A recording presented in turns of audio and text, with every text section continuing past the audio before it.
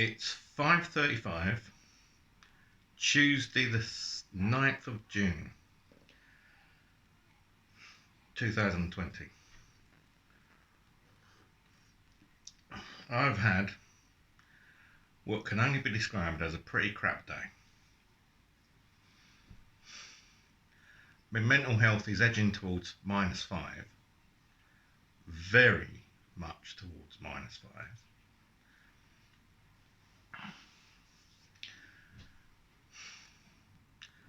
I've had no call back from IAPT. I called them at midday, had no call back. I've had no contact with the council, apart from an email at lunchtime introducing Darren someone as my single point of contact, who then progressed to not reply to an email I sent him, basically asking why I've been assigned a single point of contact. They don't answer the why questions. They just want to tell me what they're doing, or what their reason for not doing something is, more likely. I'm sorry, I don't want a letter explaining why they've not cleared their staircase. It's their duty, their legal responsibility. They should just do it and apologise for me going through all this stress. The same with everything else. It's all relating to what the council's not doing. I even had a call back from Suzette Gow. I've blocked her as well now. Duncan Angus's colleague in the independent living office. I blocked Duncan for actually lying to me, probably because he didn't want to, which isn't the sort of council officer I need as my single point of contact. I need someone that's going to tell me the truth, not lie to me. It's all about the truth with me. I don't care what the truth is, as long as it is the truth. But like I was trying to explain to, Scope, and Suzette wouldn't let me explain. She just wanted to tell me what she would do. For instance, Suzette Gow would use the trades button and follow someone in a block of flats if she wanted to report someone for doing something wrong. So she's basically giving me advice to put myself in danger, if I could leave this flat, to put myself in danger by stalking someone unlawfully and listening. This is exactly what she told me, to listen to the doors. So the answer that the official answer from the council, apparently, to the question, how do I tell which flat someone lives in a secure block, is to use the trades button, follow someone and listen to the doors. Seriously? I don't know how many times I told Suzette in a half-hour conversation on the phone. I don't know how many times I told her. Only tell me something you know, not what you think. I don't want to know what you think. I want to know what you know. Not it may... She even misquoted me back to me. She said that I said that the council had investigated one of my residents here, and he has denied it, which is not what I said to her in the last conversation I had just several weeks ago. It was probably denied it. There's a lot of difference between actually denying it and probably denying it. When I speak to people, I don't expect them to speak on behalf of the entire organisation, just on their little bit. I called her basically to find out if she knew anything about single point of contact, because that's all Waltham Forest Council wants to do. We're assigning you a single point of contact. Really? Oh, I'm supposed to be so grateful that you're taking my rights of scrutiny away and my rights under the Equalities Act away. I'm supposed to be so grateful and bow down and, oh, you're so clever. Waltham Forest Council, you are the best, ingenious people. Really fantastic. The same people that's telling me to stalk someone and use the trades button to try and find out who lives where. Oh, I'll just follow the woman next door with a dog, shall I?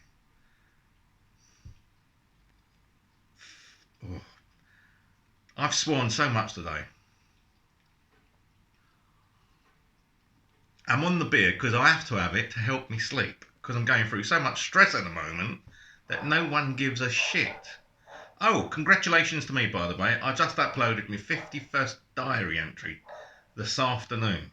So I've finally caught up with all the backlog. This is going up sometime near the end of July. I can't remember the exact date.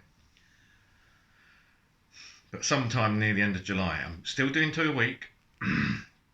I think I'm creating more than 2 a week, so it's gradually getting further and further into distance. If it builds up too much, then I might go to 3 a week. Come on, Caspi, my little monster. Thank you. Does that all day. So the council won't talk to me. They won't explain why they won't talk to me. Even the single point of contact won't give me a direct number and won't reply to my emails. What is the point of a single point of contact that you can't contact? I think the contact bit is supposed to mean something in that phrase. Single point of contact. I think the council mean a single point of contact for the council to tell me things. They don't want to listen.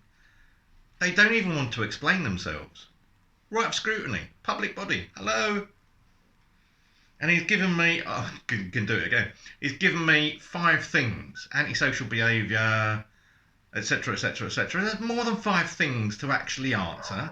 But they've decided to answer the 5 things that they can ignore. I swear blind, most of it's going to come back, well, under COVID-19. Bullshit. We'll tell that to all the people in Grenfell, shall we? Under, current climate. It could be COVID-19, economic climate, staff shortages, blah, blah, blah, blah, blah. Safety is safety. That is paramount. It comes first. Money goes to safety and then the other services. So if you're paying people to, for example, caretake on the estate, they should be the ones clearing all the staircases. Oh, we can't put those at risk. Then you go round in teams and clear the staircases. Sorry, it's your responsibility, it's your obligation. Anything in the staircase, in fact anything in public areas on the estate, as it's written in the tenancy agreement, anything in public areas is likely to be removed without warning. So that includes the staircases, all the public footpaths, the bins, all the communal areas, everywhere on the estate basically, that isn't part of highways and isn't part of your flat or your property. Everything should be clear at all times. So the fact that caretakers walk past all this and the council are refusing to answer that. Michelle Maloney, still not had any callback. 13 weeks now, Michelle. Oh, she's not in the office again. She wasn't in the office last time I emailed her. She seems to take an awful lot of time off, this Michelle. Or she forgets to take her out of office off. I don't know. Could be crafty.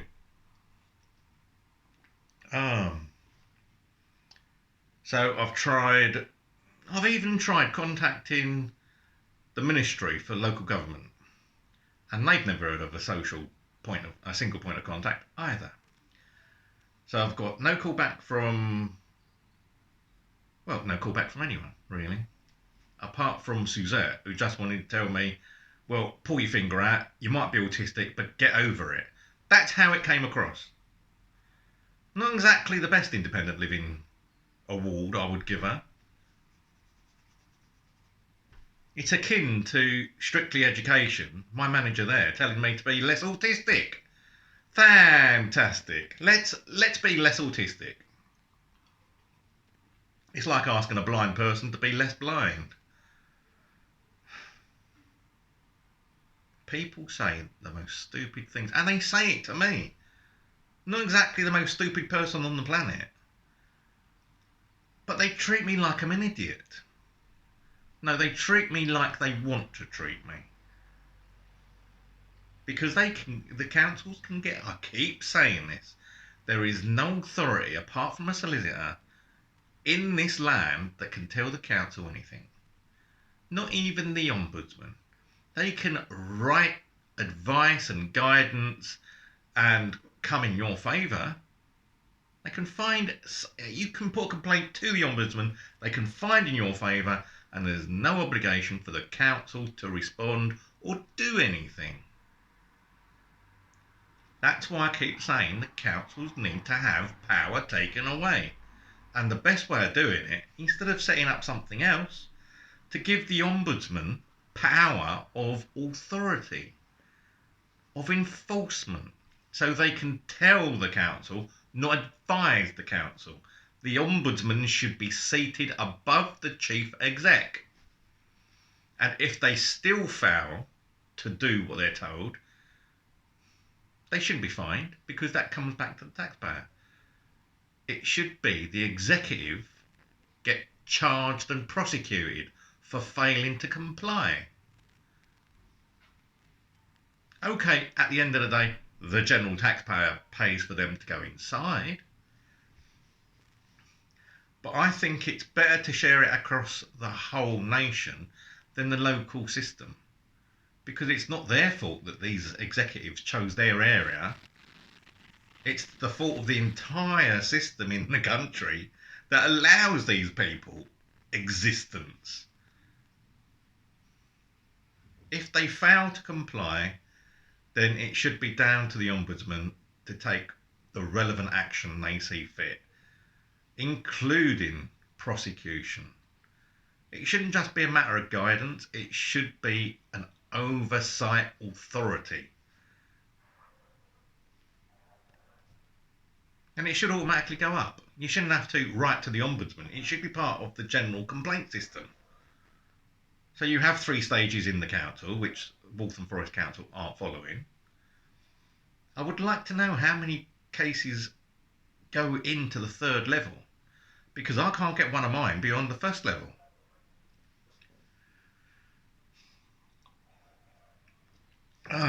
Waltham Forest Direct. It should be Waltham Forest Not So Direct. They don't mind helping you as long as it don't involve answering any specific questions. It's funny that. Public authority that doesn't want to answer questions. Is there something going on, Waltham Forest? Why are you hiding? I mean, even Suzette admitted it's not exactly the most open authority on the planet. You go to their website, walthamforest.gov.uk. Have a look at it. It is farcical. It's virtually a template website with more or less the same details on every page for every department. There's no way of finding out, oh, you can find Suzette. Oh, you can find their name. What, the PA's name of Michelle Maloney? You can't even find Michelle Maloney's contact information on the Waltham Forest site. I had to go to the London Council site to find my local authority's contact numbers. How pathetic is that? It's public knowledge. They've even blocked. Get this, you have a look at some of the meetings of the minutes of the meetings they have, PDFs on the Waltham Forest website. A lot of the contact information and names are blocked out. Sometimes they only refer to person as, it'll be blocked out name, head of housing or whatever. And they don't even give the name of the person, but they don't give the email address and they don't give the contact number. I feel like I'm beating myself into the ground because no one's listening. This is episode 52 now. And all those, I mean, it's like 65 episodes now, including the mental health and hunger strike I went on before I started doing this proper. 65, I think it is now. And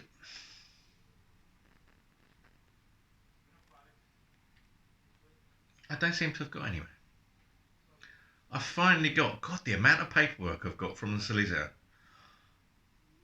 I'm going to have to go through that slowly or try and find someone to help me because it's form after form. It's not easy for me.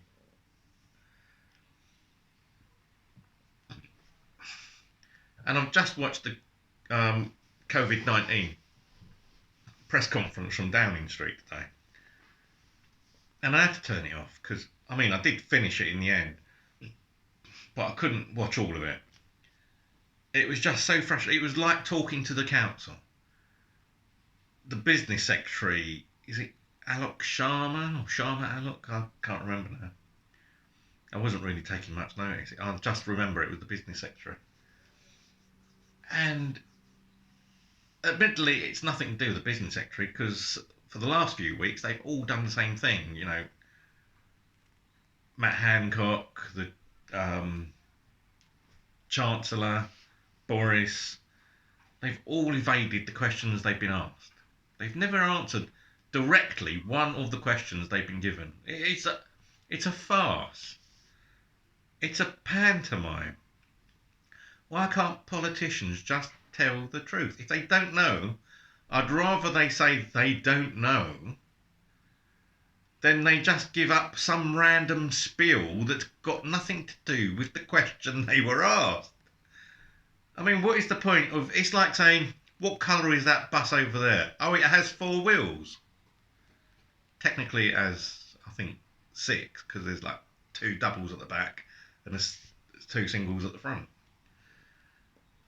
But it's similar to what the politicians and Waltham Forest Council have been doing to me. You ask them one question, they answer a totally different question. And all it's doing is aggravating people. If politicians were just honest, and occasionally they just said, well, we find you annoying, Mr. Gibbons, I would appreciate that more than them just ignoring me. Because I know how many rules they're breaking by ignoring me. And yet I can't do anything about it.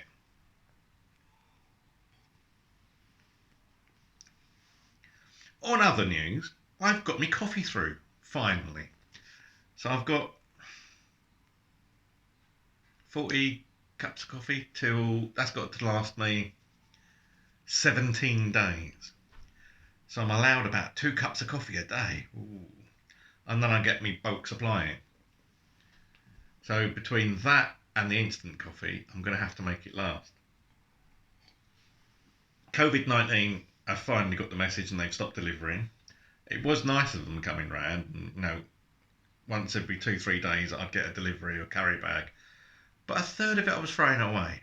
If it wasn't out of date, and, you know, like some butter, I threw 2 sets of butter away last night when I'm clearing the fridge out. One was April and the other one was May. And they only came over the last couple of weeks. So, out of date food and a hand-picked food I can't eat. I'd rather starve than have someone's manky, unclean hand, because that's what I assume. Unless I've seen you wash your hands when you're touching the food, I assume you've had it round your arse and you've been touching my food. That's how bad it is to me. So, a third of it was either in that category, and even the rest of it, I mean, like slices of bread in a bag. Just give me a small loaf. If you're going to do that, give me a small loaf. What is the point of, for example, Morrison's, which is where most of this food's been coming from, and another reason why I had to stop the COVID-19 deliveries, because, hey, Morrison's are complete arseholes. They threw me out of their store on Easter Monday because I had the nerve to complain that they weren't keeping their own social distancing guidelines. Every other checkout was supposed to be closed. All the checkouts were open. I got thrown out, tears on the floor, outside Morrison's Waltham, Chingford, on Easter Monday. And no one cared. I wished they'd called the police now. It would have been so much better if they'd called the police and I could have pointed out, well, look at the social distancing. No, all Waltham Forest wants to do is give me a single point of contact so they can avoid talking to me. Thank you. We'll see what my solicitor has to say about that, shall we?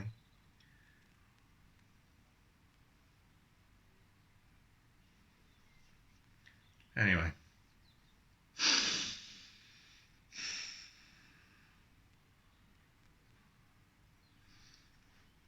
I've got 3 days left of tablets.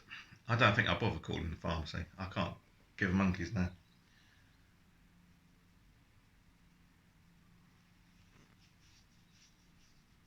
If I make another one, well, if I make any beyond Saturday, then you will know that someone's stood in and delivered tablets.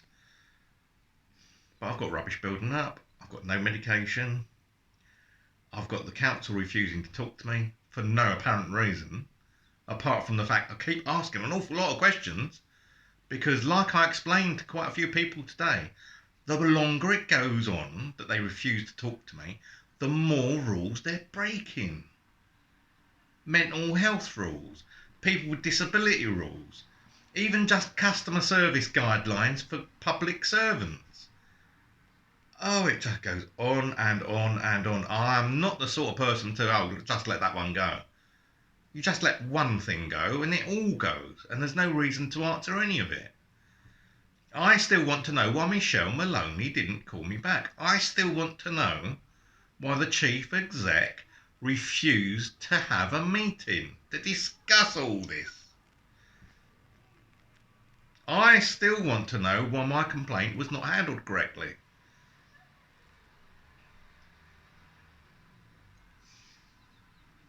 I need all that answered before I can get anywhere else. I need to know what happened to the meeting I was told I was getting last week.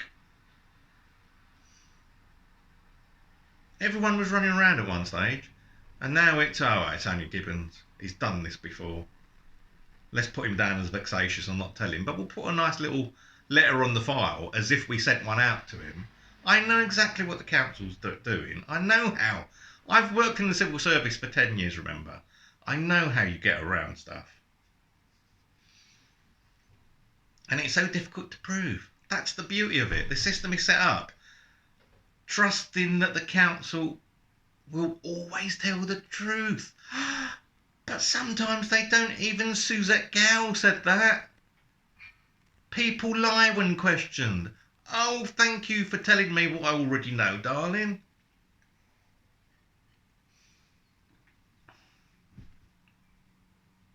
Thank you for telling me. I can just see it now. My solicitor writes to them for information, and all of a sudden they'll be producing all these letters that I never received because they never sent it, and there's no proof that they sent it. And they'll be producing all these letters that aren't actually on their system, but they'll produce copies of them. Because if it was on the system, they'd see it was printed after the event. Or maybe they are on the system with the right date and they just don't post them out. That way they've got the file and they've got the letter dated at the right time, but it still doesn't prove they sent the thing. It just proves they printed it at the time. That doesn't mean I got a copy of it, which they're legally obliged to do. But the trouble is, because they're councils, if they say they sent a copy, everyone will trust them. There will be no proof requested.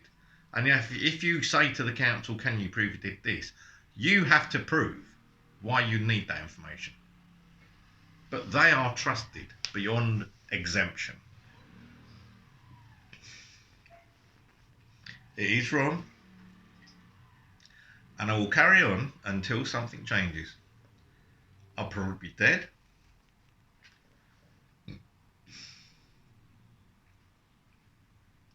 Because I can't put up with this much longer. At least I remember to plug the microphone in on this one. The diary supplement, the last diary supplement, I think dated the 7th. I'll put it up on the 7th as well. The last diary supplement, that was atrocious.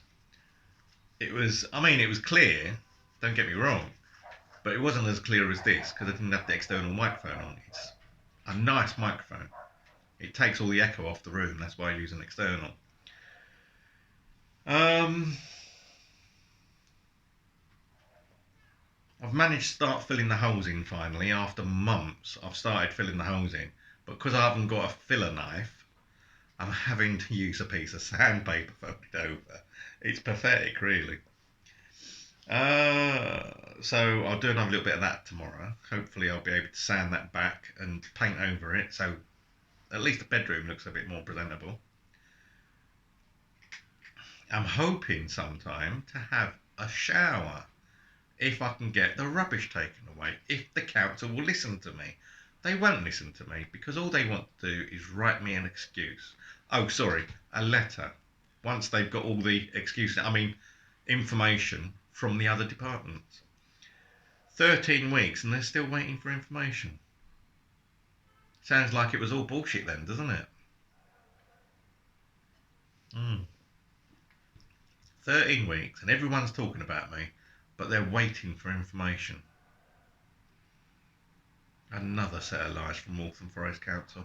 Come on, Waltham Forest, take me to court. Defamation of character or whatever. Libel, slander, whatever. You can do it either way. Verbally, I've done emails telling you what I think of you. Come on, take me to court. I dare you.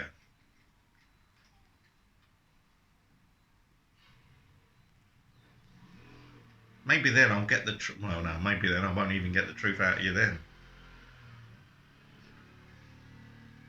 Anyway, thankfully, I better say this quietly, but the screaming kids have stopped. I don't know if the police came round. I actually called the police because I'm fed up with kids screaming. They're only playing, the police said. It's not a playground. There's a park over the road. Go to the park. 10-minute walk away. Same again. Same and same and same and same. I don't know.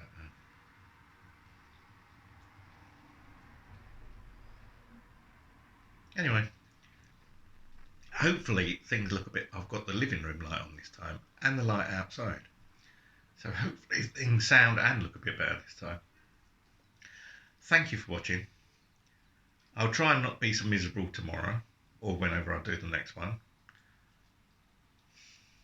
Karen has been blinded, by the way. She sent another angry email into the council, and all they've done in response is to give me a single point of contact. Nice. But thank you anyway, Karen. Anyway, good evening. Like, subscribe, share, comment. Please leave your comments. I love some of the comments that are going on now. And I'll speak to you in the next one. Good night.